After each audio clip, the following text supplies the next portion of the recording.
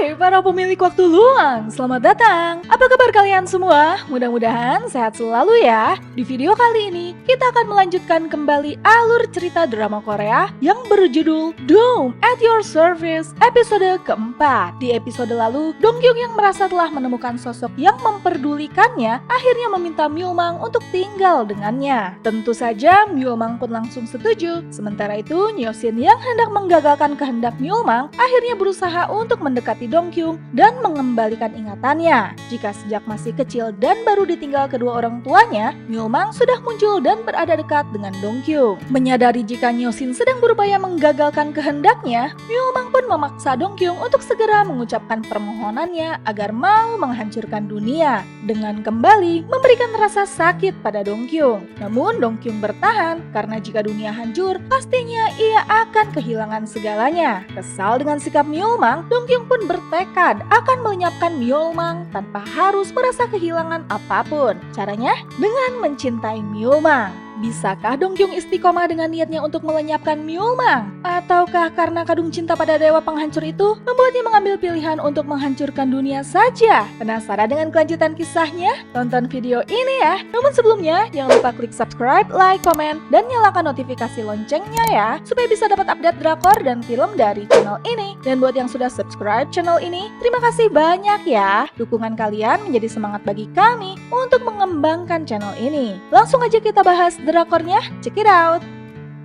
Mendapat tantangan dari Myo Mang untuk mencintainya dengan sungguh-sungguh, Dong Kyung pun akhirnya melepaskan diri dari pelukan Myo Mang. Namun Dong Kyung tetap bertekad untuk membalas perbuatan Myo Mang. Walaupun dengan wajah empet, Dong Kyung pun mengajak Myo Mang untuk berbaring dan tidur dalam kasur yang sama demi bisa membangkitkan rasa cintanya pada Myo Mang. Dengan keyakinan jika seorang manusia seperti Dong Kyung tidak akan mungkin mencintainya, Myo Mang pun dengan mudah menyetujui ajakan Dong Kyung dan mengajaknya untuk tidur di sebuah kamar di dalam rumahnya. Walaupun sudah diancam jika Myo Mang bisa melakukan apapun, Dong Kyung yang sudah pasrah dengan keadaan pun dengan sukarela tidur di sebuah kamar milik Myo Mang. Saat sedang patonggong-tonggong, keduanya pun saling bertanya tentang apa yang ada di dalam pikirannya masing-masing. Myo Mang berpikir jika Dong Kyung adalah orang yang sangat arogan, udah tahu mau mati, masih aja bisa bertingkah. Sedangkan Dong Kyung berpikir jika dirinya itu memang sudah gila, karena bisa saja ia mati lebih awal dan tidak membuat perjanjian dengan dewa penghancur seperti Myo Mang. Sementara Dong Kyung lagi bobo cantik, Myo Mang yang tidak tertidur pun memandangi Dong Kyung dan nyaris menyentuh wajahnya. Namun ia pun teringat perkataan Nyo Shin jika suatu saat perasaan Myo Mang bisa tumbuh pada Dong Kyung. Terusik dengan ingatan akan perkataan Nyo Shin, Myo Mang pun memutuskan untuk bangun lebih dulu dan berjalan-jalan sambil mendengarkan pikiran-pikiran orang. Namun di jalan, ia bertemu lagi dengan wanita tua kacamata yang kembali memperingatkan tentang kehancuran sudah di depan mata. Rupanya wanita kacamata itu juga berharap agar dunia cepat berakhir, agar ia bisa terpilih untuk terlahir kembali dan bisa hidup bahagia. Mendengar apa yang dipikirkan wanita kacamata itu, Myo Mang pun nyengir dan berkata jika harusnya wanita itu lebih putus asa lagi mengutarakan keinginannya. Ya, supaya Myo Mang mendengarnya dan bukannya jadi mendengarkan permintaannya Dong Kyung. Myo Mang pun menjelaskan jika dunia berakhir dan semua orang menghilang, maka perantaranya juga akan ikut menghilang. Ya, maksudnya jika manusia tiada, maka Myo Mang pun pasti akan ikut menghilang juga. Dan hal itulah yang sedang Myo Mang pertaruhkan. Sementara itu, Dong Kyung pun akhirnya bangun juga dan mendapati Myo Mang sudah tidak ada. Di kantornya, Dong Kyung pun mulai searching tentang cara untuk jatuh cinta. Dan tidak sengaja, Dong Kyung pun melihat tulisan milik Jina tentang 1001 cara untuk jatuh cinta yang sedang dieditnya. Tanpa pikir panjang, Dong Kyung pun langsung menemui dan berkonsultasi dengan Jina. Jina pun mulai mengingat pengalaman jatuh cinta pertamanya yang ternyata sang cinta pertamanya itu adalah Lee Hyun Kyu. Jatuh cinta karena hal yang simpel, karena aroma tubuh Lee Hyun Kyu yang seperti sabun. Dong Kyung pun berkesimpulan jika jatuh cinta itu terjadi dalam sekejap. Jina pun menyarankan agar Dong Kyung mengajak pria gebetannya untuk berkencan saja. Sesaat mereka pun kembali mengingat momen pertemuan pertamanya dulu di Pulau Jeju saat Jina sedang berwisata sekolah. Jina yang badung memanjat tembok dan ia pun langsung disambut Dong Kyung yang masih culun. Rupanya Jina hendak membeli miras dan di balik wajah culun tahunnya itu, rupanya Dongkyung membawa sekantong penuh miras yang ia jual mahal pada Jina. Wah, bakat dagang tinggi nih. Setelah teler kelayangan, Jina pun mulai gogorowokan di penginapan siswa guna memanggil Lee Hyun-kyu keluar dari kamarnya. Rupanya, Jina sengaja mabuk demi bisa menembak Lee Hyun-kyu. Ya, pengalaman Jina inilah yang menjadi inspirasi novelnya yang sempat diejek oleh Cha Jo-ik. Dan entah kenapa, Jo-ik selalu muncul dalam mimpinya Jina. Jina pun menyarankan agar Dongkyung mulai memikirkan dan memandangi foto pria gebetannya sebelum tidur, sampai Dongkyung memimpikannya. Jika sudah sampai tahap itu, maka Dongkyung berhasil jatuh cinta. Saran yang bagus, dan Dongkyung akan melakukannya. Namun Jina pun heran, siapa sih pria yang hendak dicintai Dongkyung ini? Dongkyung pun menjawab jika ia akan menceritakan segalanya 3 bulan ke depan. Jina pun lantas curhat jika beberapa hari yang lalu ia bertemu dengan pria yang mengambil first kiss-nya, yang ternyata pria itu adalah Jo-ik. Dongkyung pun kaget ruas dan tidak menyangka Jo-ik yang dianggapnya pria kalem bisa sebarbar itu pada Jina. Risih dipandangi, Jo-ik pun minta penjelasan pada Dongkyung yang langsung bertanya, apakah Jo-ik pernah jatuh cinta pada orang yang dibencinya? Jo-ik pun menjawab tidak, namun ia pernah mencium seseorang yang ia benci. Ya, Jo-ik membenci wanita itu karena ia mengasihaninya. Dan karena kasihan, Jo-ik pun jadi mencium wanita itu. Dongkyung pun jadi teringat pada Jina dan terus bertanya-tanya, kenapa Jo-ik melakukan itu padahal ia membencinya?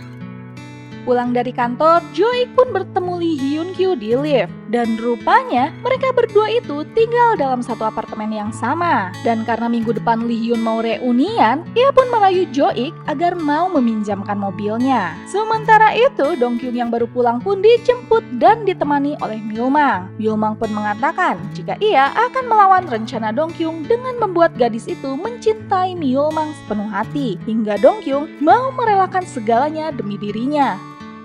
Di rumah, Dongkyung mulai berpikir lagi cara untuk mencintai Myulmang. Dongkyung pun kembali meminta Myulmang untuk masuk ke dalam mimpinya sesuai saran dari Jina. Dalam mimpinya itu, Dongkyung meminta Myulmang untuk membawanya ke masa SMA dan ke masa kuliah demi bisa mendapatkan momen untuk jatuh cinta. Namun semua itu belum berhasil membuat Dongkyung merasa jatuh cinta pada Myulmang. Dongkyung pun lantas meminta Myulmang menunjukkan dunia dari pria itu. Di dalam dunia Myulmang, Dongkyung pun bisa melihat jika tidak ada keindahan di dalamnya, karena semua yang Myulmang sentuh akan hancur dan menjadi abu.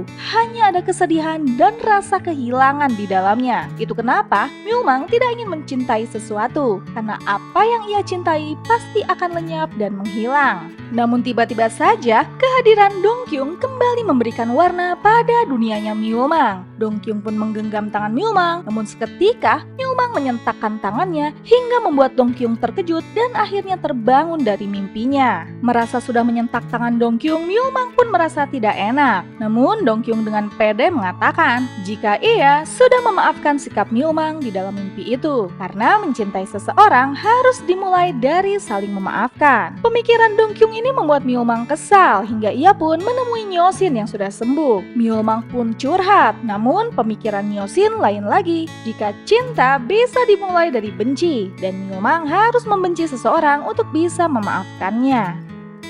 Di rumah, Dongkyung yang mulai kepikiran sosok Myulmang dikejutkan dengan kedatangan Sun Kyung yang minta pinjaman uang dengan alasan untuk belajar. Namun Dongkyung menolak dan pertemuan itu malah berakhir dengan pertengkaran. Dan tidak sengaja, Dongkyung membuat Sung Kyung terjatuh hingga sang adik pun marah. Melihat pertengkaran itu, Myulmang pun datang dan mulai mengompori Dongkyung. Teringat perkataan Dongkyung jika cinta harus dimulai dari saling memaafkan, Myulmang pun bertanya bagaimana jika ia melenyapkan Sun Kyung kali ini. Apakah Dongkyung akan memaafkannya dan tetap mencintainya? Mendengar pertanyaan itu, Dongkyung pun marah dan berharap jika Myulmang ini mati saja. Namun Myulmang berkata jika ia tidak bisa mengabulkan permintaan itu, karena jika ia bisa melakukan itu, maka sudah sejak lama dirinya mati. Dongkyung pun berkata kalau tidak bisa melenyapkan Myulmang, ia bertekad akan membuat Myulmang menderita. Namun lagi-lagi Myulmang berkata sebaliknya, Dong Kyung lah yang akan menderita jika tidak memegang tangannya.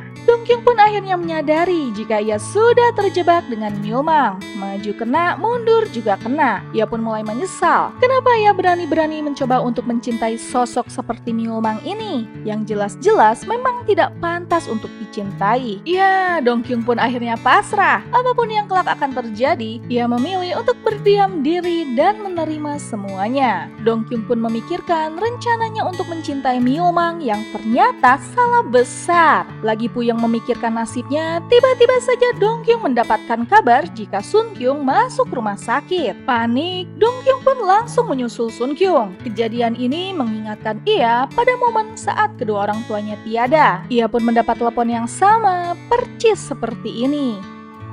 Sementara itu, Myulmang pun menghadiri persidangan Hong In yang akhirnya dihukum seumur hidup. Hong In pun berteriak histeris dan meminta untuk dieksekusi saja. Saat tengah dibawa oleh petugas, Hong In pun mengamuk hingga karena insiden itu tidak sengaja kepalanya terbentur hingga ia pun pingsan. Hong In pun langsung dilarikan ke rumah sakit dengan ambulans, namun rupanya Hong In tidak benar-benar pingsan. Setibanya di rumah sakit, rupanya Dong Kyung dikibulin karena Sun Kyung memang terluka, namun tidak parah. Dan Dong Kyung pun mendengar rencana Sun Kyung yang hendak menggunakan sakitnya ini untuk meminta uang pada Dong Kyung. Kesal dibohongi, Dong Kyung pun langsung berbalik meninggalkan Sun Kyung. Namun di depan IGD, Dong Kyung yang sedang kesal pun malah bertemu dengan Myulmang yang tengah kembali menggunakan jas dokter. Sementara itu, Dr. Jung Dang Myun yang baru saja mengetahui jika Sun Kyung adalah adiknya Dong Kyung langsung memberitahu Sun Kyung jika kakaknya tidak akan hidup lama lagi. Mendengar itu, Sun Kyung yang sebenarnya sangat menyayangi Dong Kyung langsung menangis.